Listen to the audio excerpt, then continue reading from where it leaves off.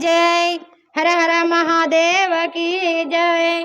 कह जाला आज लिखो लिखो लिखो जी शिवा गुरु आजू के हाजारिया।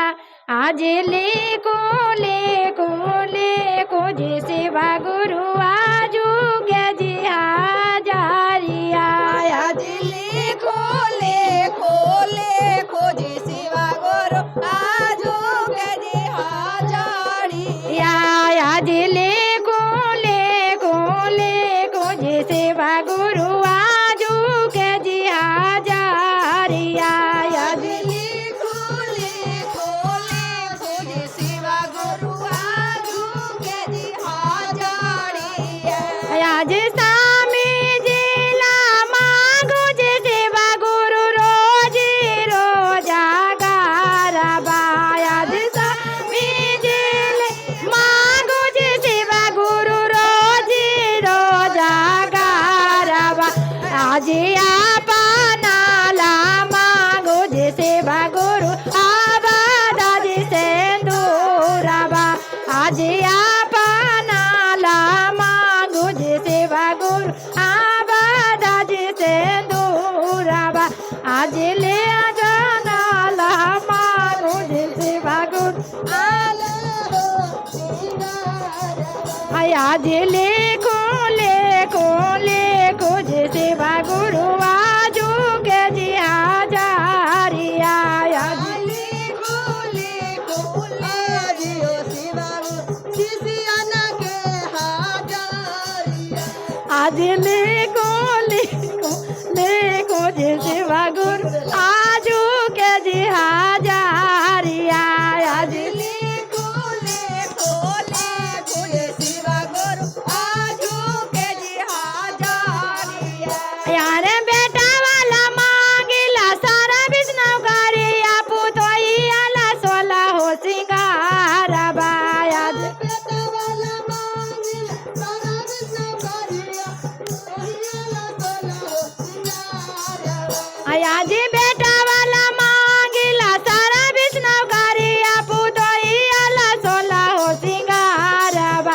आज लिखो लिखो लिखो जी शिवा गुरु आजू के जी हाजारिया।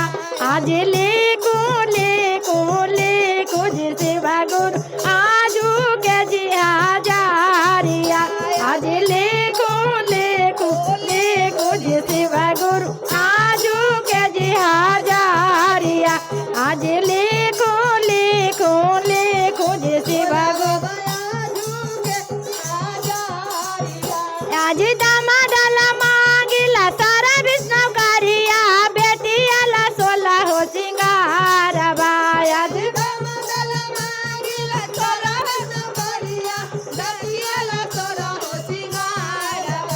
आज दामादाला मांगिला सारा विष्णु करिया बेटियाला गोला हो सिंगारबा। आज लिखो लिखो लिखो जी शिवा गुरु आजू के हाजारिया। आज लिखो लिखो लिखो जी शिवा गुरु आजू के हाजारिया।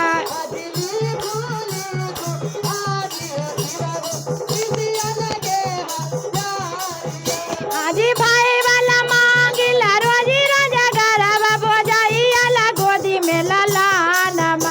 आज भाई वाला मांगिला रोजी बोजाइयाला गोदी में ललानमा। आज लिखो लिखो लिखो जी शिवा गुरु आजू के हाजारिया। आज लिखो लिखो लिखो जी शिवा गुरु आजू के हाजारिया।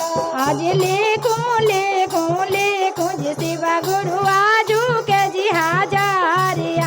आज लिखो लिखो आज गुरु भैला मांगी गया नमा गुरु बैनला दर्शनमा। आज गुरु भैला मांगी गया नमा गुरु बैनला दर्शनमा। आज लिखो लिखो लिखो जी शिवा गुरु आजू के हाजारिया। आज लिखो लिखो लिखो जी शिवा गुरु आजू के हाजारिया। आज लिखो लिखो लिखो जे सेवा गुरु आजू के हजारिया आज लिखो लिखो लिखो जे सेवा गुरु आजू के हजारिया आज लिखो लिखो लिखो जे सेवा गुरु आजू के हजारिया। बोले शंकर भगवान की जय।